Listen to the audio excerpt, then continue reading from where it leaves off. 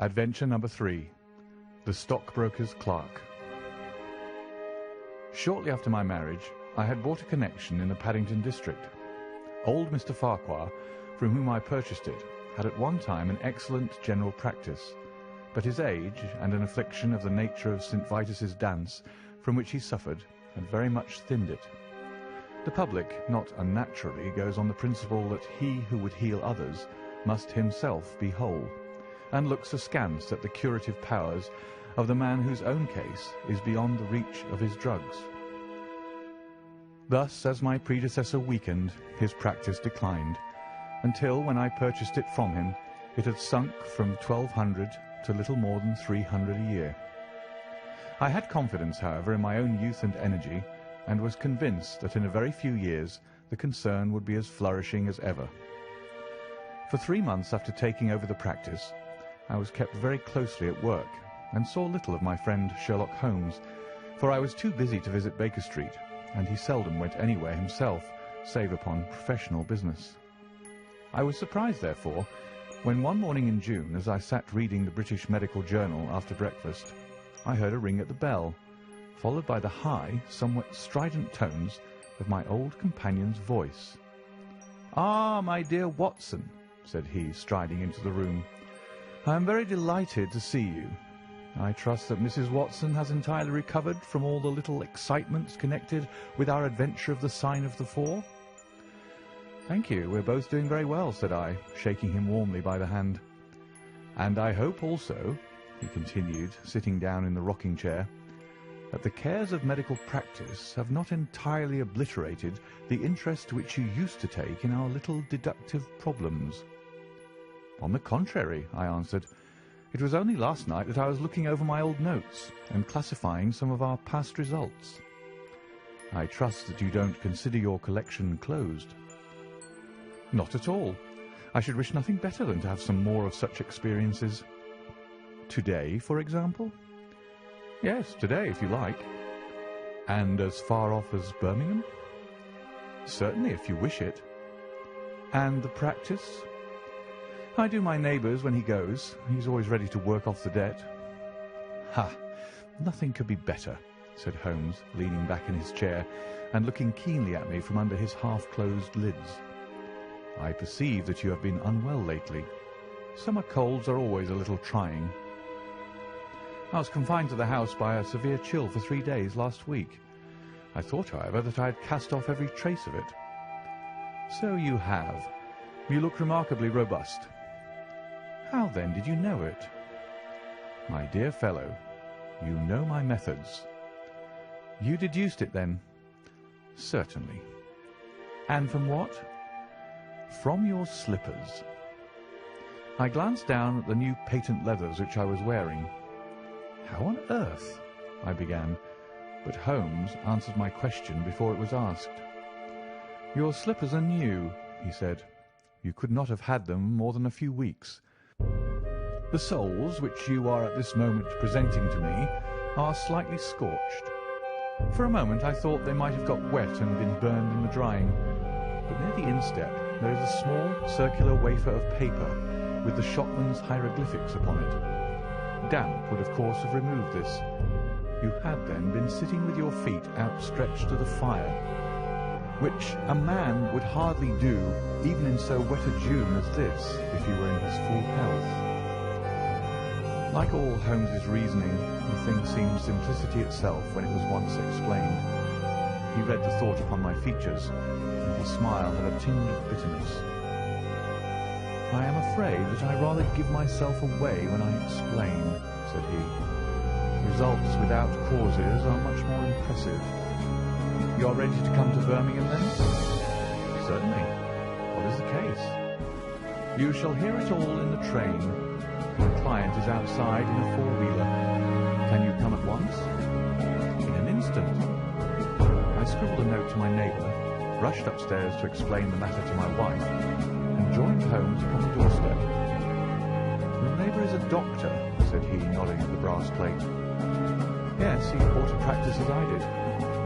"An old established one?" "Just the same as mine. Both have been ever since the houses were built." "Ah, then you got hold of the best of the two. I think I did. How do you know? By the steps, my boy. Yours are worn 3 inches deeper than his. But this gentleman in the cab is my client, Mr. Hall Pycroft. Allow me to introduce you to him. Whip your horse up, cabby, for we have only just time to catch our train. The man whom I found myself facing was a well-built, fresh-complexioned young fellow, with a frank, honest face and a slight, crisp, yellow moustache. He wore a very shiny top hat and a neat suit of sober black which made him look what he was, a smart young city man of the class who have been labelled cockneys, but who give us our crack volunteer regiments, and who turn out more fine athletes and sportsmen than any body of men in these islands. His round, ruddy face was naturally full of cheeriness. The corners of his mouth seemed to me to be pulled down in a half-comical distress. It was not, however, until we were all in our first-class carriage and well started upon our journey to Birmingham that I was able to learn what the trouble was which had driven him to Sherlock Holmes. "We have a clear run here of 70 minutes, Holmes remarked. "I want you, Mr. Hall Pycroft, to tell my friend your very interesting experience exactly as you have told it to me, or with more detail if possible. It will be of use to me to hear the succession of events again. It is a case, Watson, which may prove to have something in it, or may prove to have nothing, but which, at least, presents those unusual and outre features which are as dear to you as they are to me. Now, Mr. Pycroft, I shall not interrupt you again." Our young companion looked at me with a twinkle in his eye. "The worst of the story is," said he, "that I should show myself up as such a confounded fool. Of course, it may work out all right, and I don't see that I could have done otherwise. But if I've lost my crib and got nothing in exchange, I shall feel what a soft Johnny I've been. I'm not very good at telling stories, Dr. Watson, but it is like this with me. I used to have a billet at Croxon Woodhouses of Draper's Gardens, but they were let in early in the spring through the Venezuelan loan, as no doubt you remember, and came a nasty cropper. I've been with them 5 years, and old Coxon gave me a ripping good testimonial when the smash came. Of course, weak clerks were all turned adrift, 27 of us. I tried here and tried there. Lots of other chaps in the same lay as myself. There was a perfect frost for a long time. I've been taking £3 a week at Coxon's, and I saved about 70. But I soon worked my way through that and out the other end. I was fairly at the end of my tether at last, and could hardly find the stamps to answer the advertisements or the envelopes to stick them to. I'd worn out my boots, paddling up office stairs, and I seemed just as far from getting a billet as ever. At last, I saw vacancy at Mawson & Williams, the great stockbroking firm in Lombard Street. I dare say EC is not much in your line, but I can tell you that this is about the richest house in London. The advertisement was to be answered by there only. I sent in my testimonial, an application, but without the least hope of getting in. That came an answer by return saying that if I would appear next Monday, I might take over my new duties at once, provided that my appearance was satisfactory. No one knows how these things are worked. Some people say that the manager just plunges his hand into the heap and takes the first that comes. Anyhow, it was my innings that time, and I don't have a wish to feel better pleased. The screw was £1 a week rise, and the duties just about the same as at Coxon's. And now I come to the queer part of the business. I was in diggings out Hampstead Way, 17 Potter's Terrace. Well, I was sitting doing a smoke that very evening, after I'd been promised the appointment, when up came my landlady with a card which had Arthur Pinner, Financial Agent, printed upon it. I never heard the name before, and could not imagine what he wanted with me. But of course I asked her to show him up. In he walked, a middle-sized, dark-haired, dark-eyed, black-bearded man, with a touch of the sheeny about his nose. He had a brisk kind of way with him, and he spoke sharply like a man who knew the value of time. "Mr. Hall Pycroft, I believe," said he. "Yes, sir," I answered, pushing a chair towards him. Lately engaged at Coxon and Woodhouse's. Yes, sir. And now on the staff of Mawson's. Quite so. Well, said he, the fact is that I have heard some really extraordinary stories about your financial ability. You remember Parker, who used to be Coxon's manager? He could never say enough about it. Of course, I was pleased to hear this. I'd always been pretty sharp in the office, but I never dreamed that I was talked about in the city in this fashion. You have a good memory, said he. Pretty fair, I answered modestly. Have you kept in touch with the market while you've been out of work? He asked. Yes, I read the stock exchange list every morning. Now that shows real application, he cried. This is the way to prosper. You won't mind me testing you, will you? Let me see. How are airshoes? 106 1/4 to 105 7/8. And New Zealand Consolidated? 104. And British Broken Hills? 7 to 7 6. Wonderful, he cried with his hands up. This quite fits in with all that I'd heard. My boy, you're very much too good to be a clerk at Mawson's. This outburst rather astonished me, as you can think. Well, said I, other people don't think quite so much of me as you seem to do, Mr. Pinner. I had a hard enough fight to get this berth, and I'm very glad to have it. Pooh, man, you should soar above it. You're not in your true sphere. Now, I'll tell you how it stands with me. What I have to offer is little enough when measured by your ability.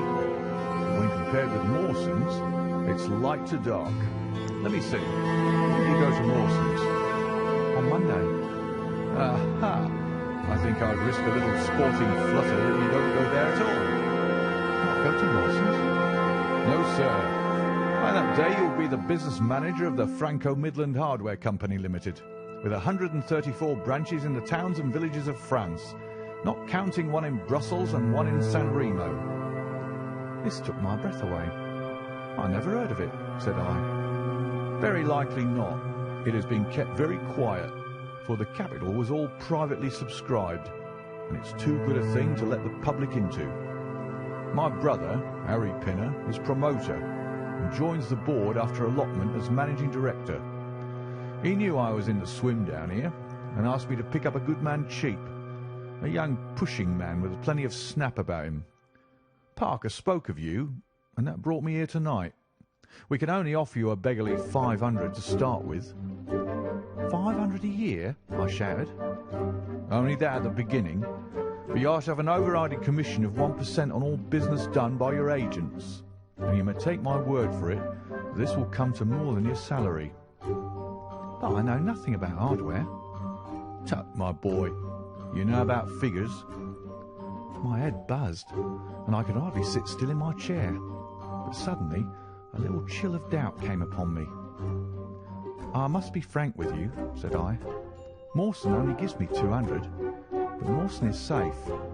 Now, really, I know so little about your company that... Ah, smart, smart, he cried, in a kind of ecstasy of delight. You are the very man for us.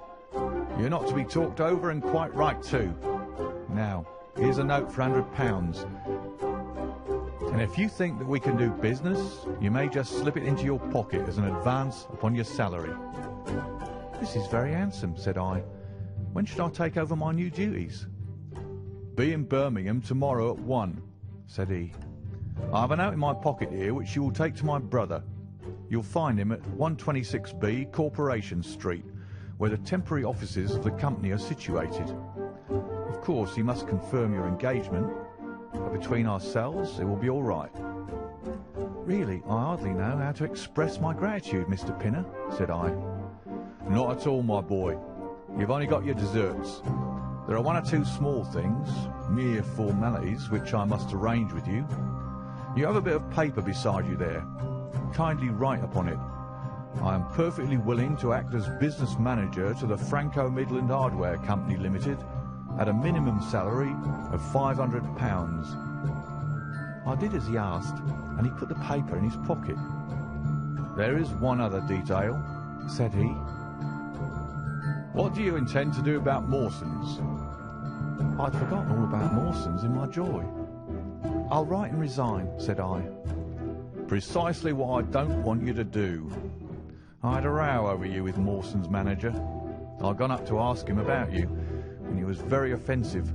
Accused me of coaxing you away from the service of the firm, and that sort of thing. At last I fairly lost my temper. 'If you want good men, you should pay them a good price,' said I. "'He would rather have our small price than your big one,' said he. "'I'll lay you a fiver,' said I, "that when he has my offer, you'll never so much as hear from him again.' "'Done,' said he. "'We picked him out of the gutter, and he won't leave us so easily.' Those were his very words. "'The impudent scoundrel!' I cried. "'I've never so much as seen him in my life. Why should I consider him in any way? I shall certainly not write if you would rather I didn't.' "'Good. That's a promise,' said he, rising from his chair. "'Well, I'm delighted to have got so good a man for my brother. Here's your advance of £100, and here is the letter. Make a note of the address, 126B Corporation Street, and remember that 1 o'clock tomorrow is your appointment. Good night, and may you have all the fortune that you deserve.' That's just about all that passed between us, as near as I can remember. You can imagine, Dr. Watson, how pleased I was at such an extraordinary bit of good fortune. I sat up half the night, hugging myself over it, and next day I was off to Birmingham in a train that would take me in plenty time for my appointment. I took my things to a hotel in New Street, and then I made my way to the address which had been given me. It was a quarter of an hour before my time, but I thought that would make no difference. 126B was a passage between two large shops, which led to a winding stone stair, from which there were many flats, let as offices to companies or professional men. The names of the occupants were painted at the bottom on the wall, but there was no such name as the Franco-Midland Hardware Company. I stood for a few minutes with my heart in my boots, wondering whether the whole thing was an elaborate hoax or not, when up came a man and addressed me. He was very like the chap I'd seen the night before, same figure and voice, but he was clean-shaven and his hair was lighter. "Are you Mr. Hall Pycraft?" he asked. "Yes," said I. "Oh, I was expecting you, but you're a trifle before your time. I had a note from my brother this morning in which he sang your praises very loudly." "I was just looking for the offices when you came." "We have not got our name up yet, for we only secured these temporary premises last week. Come up with me and we'll talk the matter over." I followed him to the top of a very lofty stair, and there, right under the slates, were a couple of empty, dusty little rooms, uncarpeted and uncurtained, into which he led me. I thought of a great office with shining tables and rows of clerks, such as I was used to, and I dare say I stared rather straight at the two deal chairs and one little table, which, with a ledger and a waste paper basket, made up the whole furniture. "Don't be disheartened, Mr. Pycroft," said my new acquaintance, seeing the length of my face.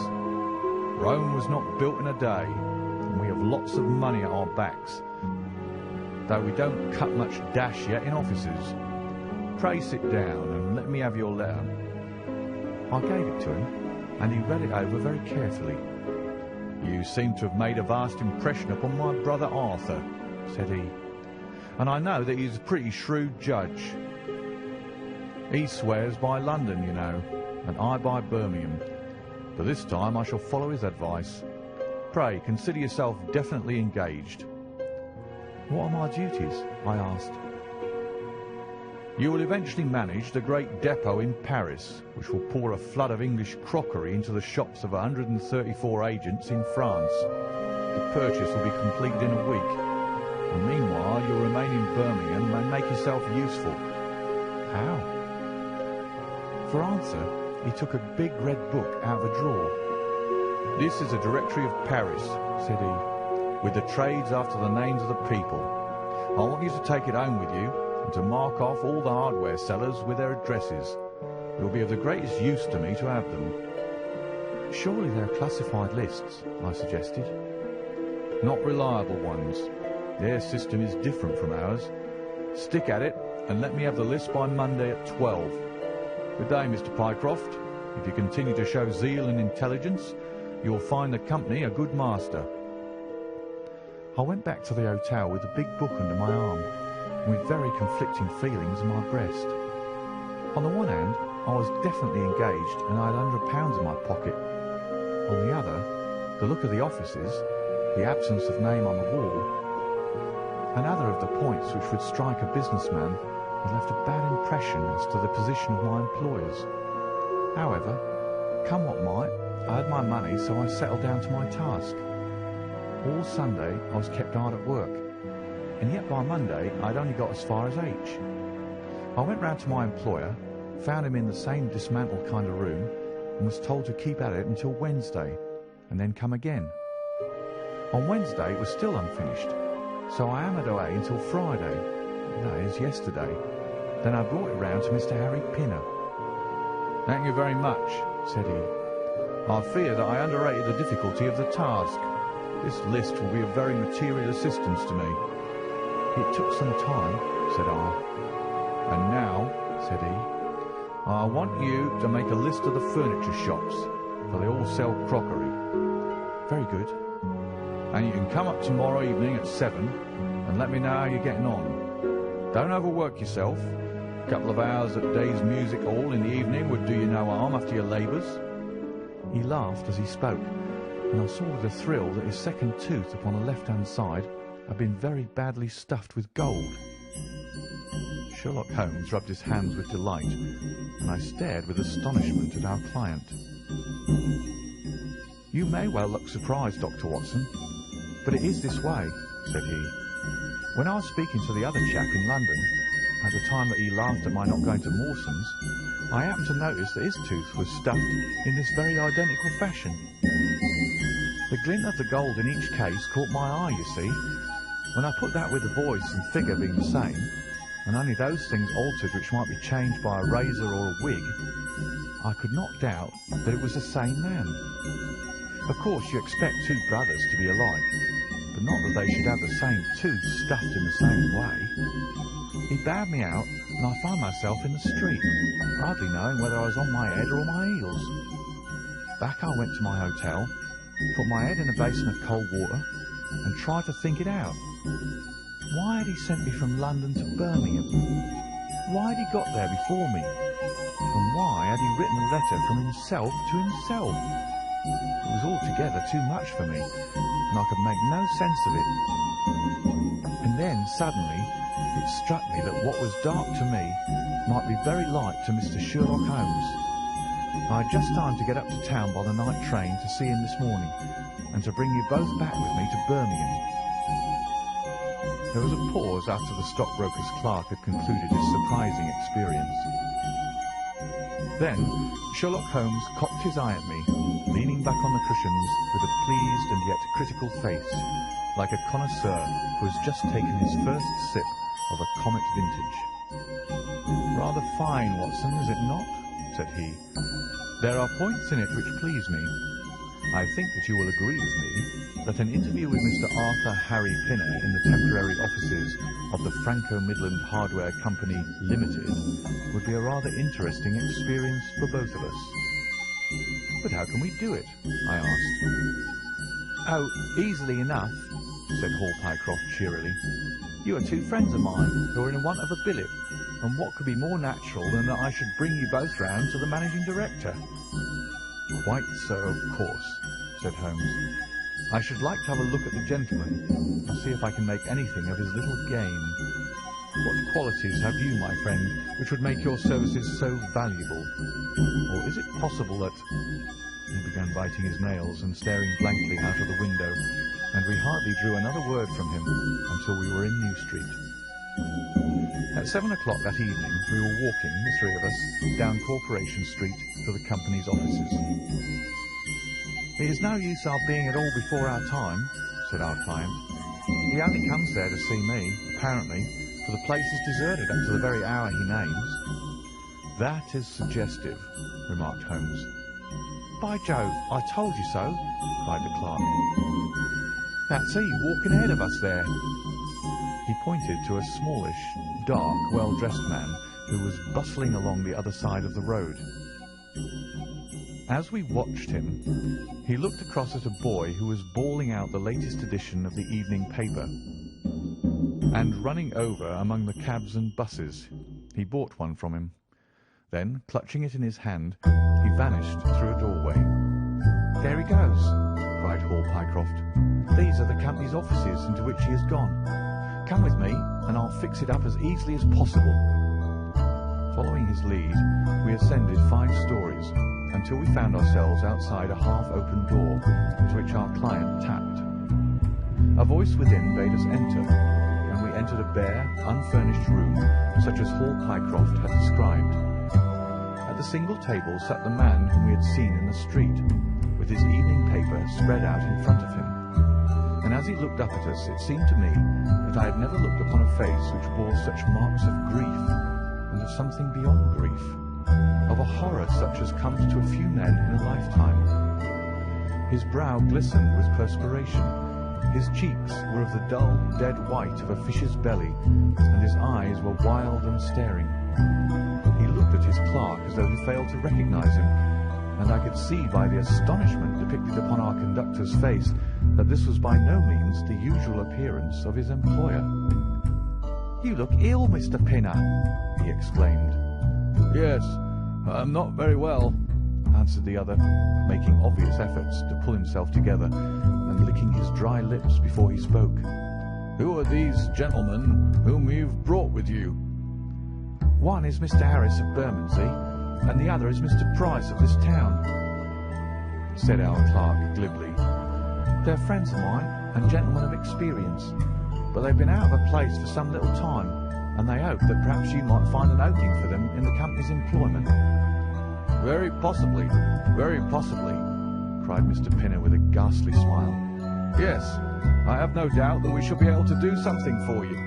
What is your particular line, Mr. Harris?"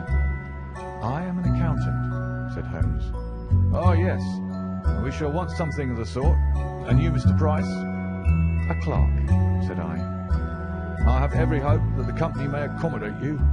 I will let you know about it as soon as we come to any conclusion. And now I beg that you will go. For God's sake, leave me to myself." These last words were shot out of him as though the constraint which he was evidently setting upon himself had suddenly and utterly burst asunder. Holmes and I glanced at each other, and Hall Pycroft took a step towards the table. "You forget, Mr. Pinner, that I'm here by appointment to receive some directions from you," said he. "Certainly, Mr. Pycroft, certainly," the other resumed in a calmer tone. "You may wait here a moment, and there is no reason why your friend should not wait with you. I will be entirely at your service in 3 minutes, if I may trespass upon your patience so far." He rose with a very courteous air, and, bowing to us, he passed through a door at the farther end of the room, which he closed behind him. "What now?" whispered Holmes. "Is he giving us the slip?" "Impossible," answered Pycroft. "Why so?" "That door leads into an inner room." "There is no exit?" "None." "Is it furnished?" "It was empty yesterday." "Then what on earth can he be doing?" "There is something which I don't understand in this manner. If ever a man was 3 parts mad with terror, that man's name is Pinner. What can have put the shivers on him?" "He suspects that we're detectives," I suggested. "That's it, Mycroft." Holmes shook his head. He did not turn pale. "He was pale when we entered the room," said he. "It is just possible that—" His words were interrupted by a sharp rat-tat from the direction of the inner door. "What the deuce is he knocking at his own door for?" cried the clerk. Again, and much louder, came the rat-tat-tat. We all gazed expectantly at the closed door. Glancing at Holmes, I saw his face turn rigid, and he leaned forward in intense excitement. Then suddenly came a low, guggling, gargling sound, and a brisk drumming upon woodwork. Holmes sprang frantically across the room and pushed at the door. It was fastened on the inner side. Following his example, we threw ourselves upon it with all our weight. One hinge snapped, then the other, and down came the door with a crash. Rushing over it, we found ourselves in the inner room. It was empty. But it was only for a moment that we were at fault. At one corner, the corner nearest the room which we had left, there was a second door. Holmes sprang to it and pulled it open. The coat and waistcoat were lying on the floor, and from a hook behind the door, with his own braces round his neck, was hanging the managing director of the Franco-Midland Hardware Company. His knees were drawn up, his head hung at a dreadful angle to his body, and the clatter of his heels against the door made the noise which had broken in upon our conversation. In an instant I had caught him around the waist and held him up while Holmes and Pycroft untied the elastic bands which had disappeared between the livid creases of skin. Then we carried him into the other room, where he lay with a clay-coloured face, puffing his purple lips in and out with every breath, a dreadful wreck of all that he had been but 5 minutes before. "What do you think of him, Watson?" asked Holmes. I stooped over him and examined him. His pulse was feeble and intermittent, but his breathing grew longer, and there was a little shivering of his eyelids, which showed a thin white slit of ball beneath. "It has been touch and go with him," said I, "but he'll live now. Just open that window and hand me the water carafe." I undid his collar, poured the cold water over his face, and raised and sank his arms until he drew a long, natural breath. "It's only a question of time now," said I, as I turned away from him. Holmes stood by the table with his hands deep in his trousers pockets and his chin upon his breast. "I suppose we ought to call the police in now," said he, "and yet I confess that I'd like to give them a complete case when they come." "It's a blessed mystery to me," cried Pycroft, scratching his head. "Whatever they wanted to bring me all the way up here for, and then—" "All that is clear enough," said Holmes impatiently. "It is this last sudden move." "You can understand the rest, then?" "I think that it is fairly obvious. What do you say, Watson?" I shrugged my shoulders. "I must confess that I'm out of my depth," said I. "Oh, surely, if you consider the events at first, they can only point to one conclusion." "What do you make of them?" "Well, the whole thing hinges upon 2 points. The first is the making of Pycroft write a declaration by which he entered the service of this preposterous company. Do you not see how very suggestive that is?" "I'm afraid I missed the point." "Well, why did they want him to do it? Not as a business matter, for these arrangements are usually verbal, and there was no earthly business reason why this should be an exception. Don't you see, my young friend, that they were very anxious to obtain a specimen of your handwriting, and had no other way of doing it? And why?" "Quite so. Why? When we answer that, we have made some progress with our little problem. Why? There can be only one adequate reason. Someone wanted to learn to imitate your writing, and had to procure a specimen of it first. And now if we pass on to the second point, we find that each throws light upon the other. That point is the request made by Pinner that you should not resign your place, but should leave the manager of his important business in the full expectation that a Mr. Hall Pycroft, whom he had never seen, was about to enter the office upon the Monday morning." "My God!" cried our client. "What a blind beetle I've been!" "Now you see the point about the handwriting. Suppose that someone turned up in your place who wrote a completely different hand from that in which you had applied for the vacancy. Of course, the game would have been up. But in the interval, the rogue had learned to imitate you, and his position was therefore secure, as I presume that nobody in the office had ever set eyes upon you." "Not a soul," groaned Paul Pycroft. "Very good. Of course, it was of the utmost importance to prevent you from thinking better of it, and also to keep you from coming into contact with anyone who might tell you that your double was at work in Mawson's office. Therefore, they gave you a handsome advance on your salary, and ran you off to the Midlands, where they gave you enough work to do to prevent you going to London, where you might have burst their little game up. That is all plain enough." But why should this man pretend to be his own brother? Well, that is pretty clear also. There are evidently only two of them in it. The other is impersonating you at the office. This one acted as your engager, and then found that he could not find you an employer without admitting a third person into his plot. That he was most unwilling to do. He changed his appearance as far as he could, and trusted that the likeness, which you could not fail to observe, would be put down to a family resemblance.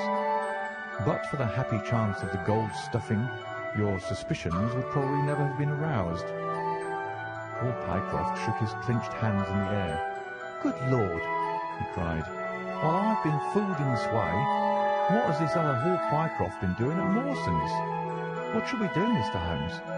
Tell me what to do." "We must wire to Mawson's.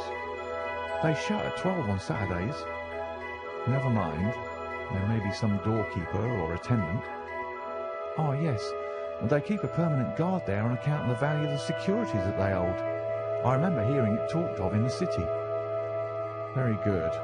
We shall wire to him and see if all is well and if a clerk of your name is working there. That is clear enough.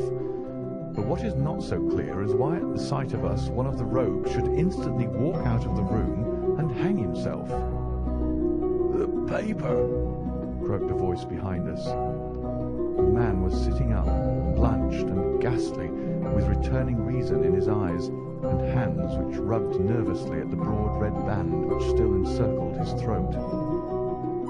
"The paper! Of course!" yelled Holmes, in a paroxysm of excitement. Idiot that I was! I thought so much of our visit that the paper never entered my head for an instant. To be sure, the secret must be there. He flattened it upon the table, and a cry of triumph burst from his lips.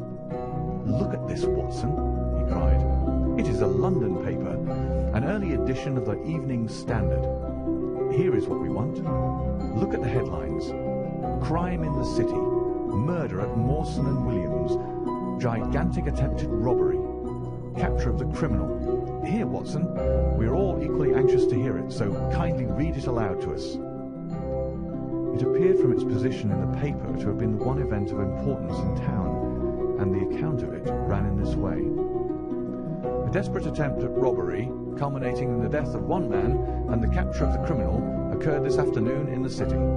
For some time back, Mawson and Williams, the famous financial house, have been the guardians of securities which amount, in the aggregate, to a sum of considerably over £1 million sterling.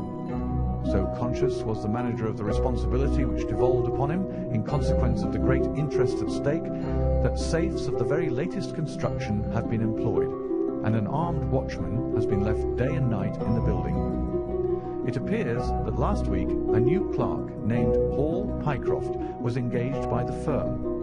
This person appears to have been none other than Beddington, the famous forger and cracksman, who with his brother had only recently emerged from a 5-year spell of penal servitude.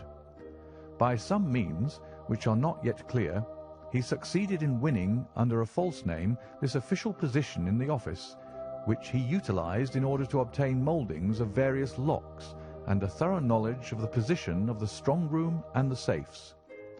It is customary at Mawson's for the clerks to leave at midday on Saturday. Sergeant Tewson of the City Police was somewhat surprised, therefore, to see a gentleman with a carpet-bag come down the steps at 20 minutes past 1. His suspicions being aroused, the sergeant followed the man and, with the aid of Constable Pollock, succeeded, after a most desperate resistance, in arresting him. It was at once clear that a daring and gigantic robbery had been committed. Nearly £100,000 worth of American railway bonds, with a large amount of scrip in mines and other companies, was discovered in the bag. On examining the premises, the body of the unfortunate watchman was found doubled up and thrust into the largest of the safes, where it would not have been discovered until Monday morning had it not been for the prompt action of Sergeant Tewson. The man's skull had been shattered by a blow from a poker delivered from behind.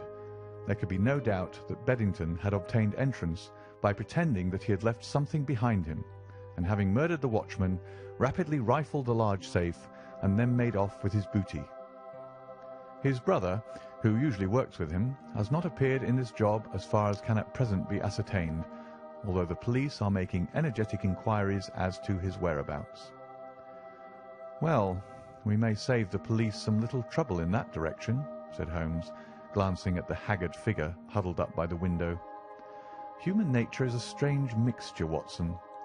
You see that even a villain and murderer can inspire such affection that his brother turns to suicide when he learns that his neck is forfeited.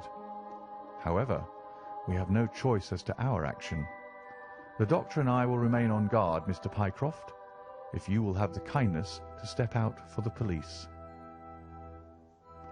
End of the adventure of the stockbroker's clerk.